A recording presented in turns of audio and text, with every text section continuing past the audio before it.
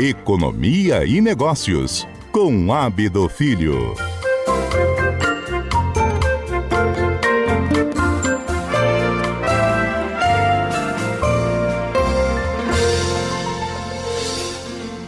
Nós somos o segundo maior importador de vinhos no Brasil. E tem uma pendência aí que pode atrapalhar essas negociações. Vamos conversar com o Ábido Filho? Ei, Ábido.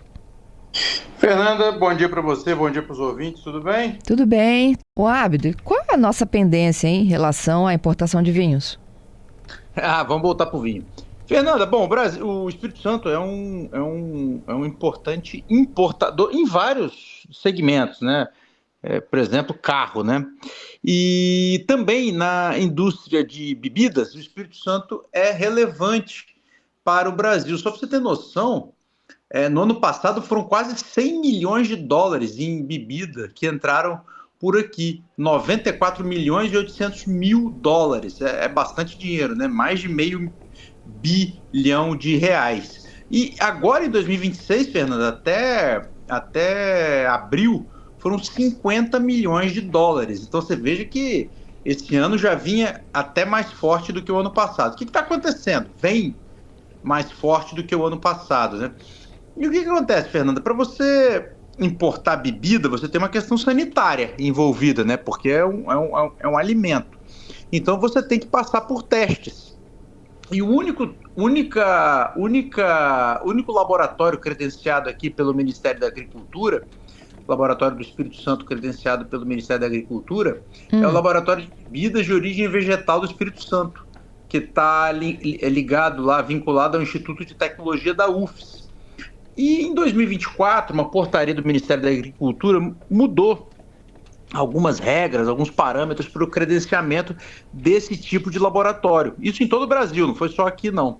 E o laboratório lá da UFES não concluiu esse processo. Tá? Não é um problema específico aqui do laboratório da UFES, não, tá? Outros laboratórios no Brasil não concluíram. E qual que é o medo, né, Fernanda? Você ter um laboratório no lugar onde você faz o processo de importação é um ganho de eficiência, concorda comigo? Sim. O produto entra, já tem um laboratório aqui do lado, faz o que precisa fazer e vai para o mercado, né? Se esse laboratório for descredenciado, isso está preocupando as empresas de comércio exterior, né, que são representadas pelo SINDIEX, que é o Sindicato do Comércio de Importação e Exportação aqui do Espírito Santo. Então, assim, o SINDIEX já ao lado de empresários bom, o SINDIEX é o setor produtivo, né? Mas, assim, ao lado de políticos e instituições, está em Brasília se movimentando para ver se consegue ampliar esse prazo, né, de credenciamento. E o SINDIEX também argumenta que, na verdade, são três. O primeiro pedido é a abertura de espaço formal de discussão sobre os impactos do credenciamento do comércio exterior no comércio exterior do Espírito Santo, antes da finalização do processo, né?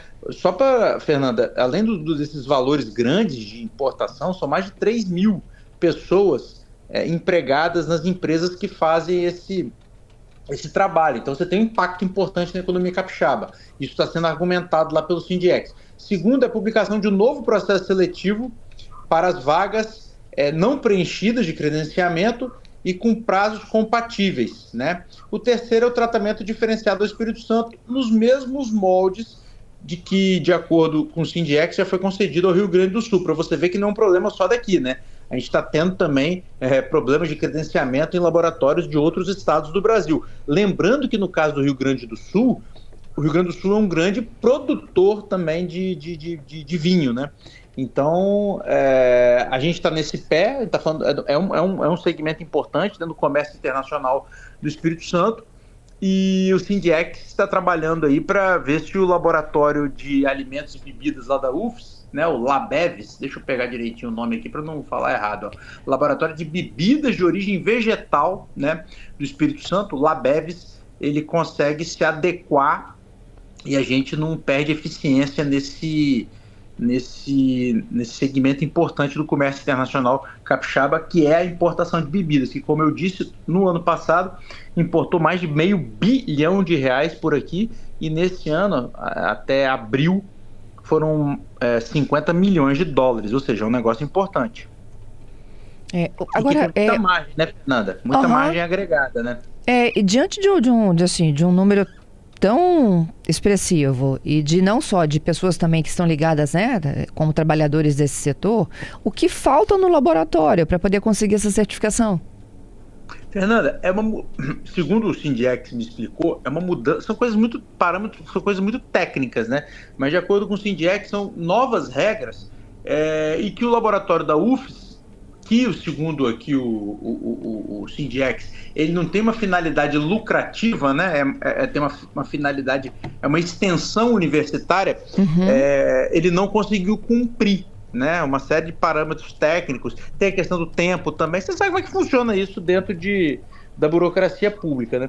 E aí acaba que o laboratório, que fica dentro da UFES, do Instituto de Tecnologia da UFES, acaba que o laboratório não conseguiu cumprir todas essas regras dentro do prazo estabelecido originalmente pelo Ministério da Agricultura.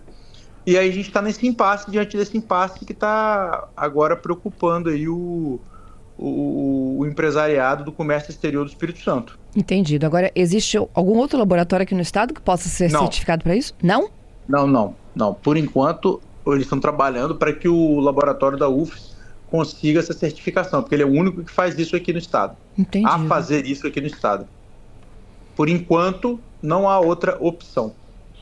O que se está tentando é aquilo que eu falei com você junto ao Sindirex, que é a extensão de prazos, abertura de novo edital e um tratamento diferenciado, assim como foi feito lá com o Rio Grande do Sul, que você vê que tem uma política envolvida e uma influência também envolvida, o que é normal em processos como esse, principalmente lá em Brasília, né? É isso. O Abdo, só para finalizar aqui, hoje a sua coluna também fala sobre o início das obras dos contornos, né, de Ibiraçu. E Fundão. E Fundão, isso. Isso. Eu tive a oportunidade de conversar com o Roberto na última semana, o superintendente, né, o diretor-presidente aí da Ecovias, e a gente falava, né, de todo esse trecho norte, a terceira faixa e tudo mais. Então, ontem, de fato, deu a largada. Ontem começou, Fernanda. É um marco temporal importante, né? A informação de que o contorno de Ibiraçu começaria a ser construído e o contorno de Fundão, isso não é nem grande novidade. A grande novidade é que ontem começaram as obras do contorno de Ibiraçu. E Fernanda, é extremamente importante porque, como você falou, a BR-101 Norte, em toda essa questão que envolveu principalmente a BR-101 entre a repactuação, antes da repactuação lá com a Ecovias, né? Era o fato da BR-101 Norte não sair do papel, né? E agora, eu acho que tem um marco importante aí, serão dois marcos importantes, que é a construção dos contornos de Ibiraçu, que começou ontem, e de Fundão, que começa agora nas próximas semanas. Só não começou, a licenciamento ambiental já saiu, que era um problema grave, né, do trecho norte da 101. O licenciamento é o mesmo, o de Fundão só não começou ainda, porque ainda precisa de liberação lá dos terrenos, uma parte mais que foge do licenciamento, né? Mas assim, nas próximas semanas começa o contorno de Fundão. E Fernanda, isso para quem vai muito para aquela região, eu vou muito ali para aquela região, são pouco mais de 10 quilômetros, mas que muda a realidade ali da BR-101 Norte, né? Porque muitas vezes, eu vou te dar um depoimento meu, já aconteceu de eu pegar um trânsito em João Neiva, vindo para Vitória, né? Saindo de Linhares e vindo para Vitória, ficar 2 horas para fazer o trecho João Neiva-Fundão, que é um trecho de menos de 20 quilômetros, né? Isso tudo porque... E não tinha acidente, tá, Fernanda? Então, assim, trânsito mesmo. Então, esses dois contornos, eles desafogam de maneira decisiva o trecho norte da BR-101, que é fundamental, por exemplo, quando a gente pensa que em 2027, 2028... começa a funcionar, por exemplo, o posto da Emetame, né? Você precisa chegar a carga ali, né? Você precisa de circulação. Então não adianta você ter porto se você não tem rodovia, se você não tem ferrovia. Já falamos sobre isso aqui. Então, são duas questões muito importantes que começam a ser sanadas começaram a ser sanadas a partir de ontem, com a obra do trecho, com a obra lá de Ibiraçu. Uma notícia muito boa, claro, para quem frequenta aquilo ali diariamente, ou sempre, né? Está sempre passando ali pela região, mas para o Espírito Santo como um todo, né? Para a economia capixaba como um todo. E para as vidas, né, Fernanda? Que aquilo ali é muito perigoso. É isso, como tem acidente, né? Grave naquela região. Só para acho que ainda tem alguns segundinhos aí. Temos. Porque a gente está falando de um longo prazo, né? Porque infraestrutura é assim, né? Ela é importante, você ganha eficiência, você dá eficiência para a economia, né? Você trafega com mais velocidade, você dá mais eficiência para a economia, né? E para as pessoas. Mas os dois empreendimentos juntos, aí é o investimento de agora, né? Porque as entregas estão previstas para o final de 2028. Você vê que em 2 anos e meio isso aí fica pronto. Investimento de 373 milhões, você vê que é uma grana boa, grana importante, e 2.600 empregos, tá, Fernanda? Diretos e indiretos. Então você vê, você tem, daqui até o final de 2028, quando a obra acontece, você tem investimento pesado e uma geração de emprego. E depois você tem o ganho de eficiência no longo prazo. A infraestrutura é interessante por causa disso. Você tem o efeito imediato e o efeito de médio e longo prazos, né? Abdo, te agradeço. Na economia. Para a economia, isso aí. Te agradeço pela participação. Ótima semana para nós. Para você também, querida. Beijo. Beijo.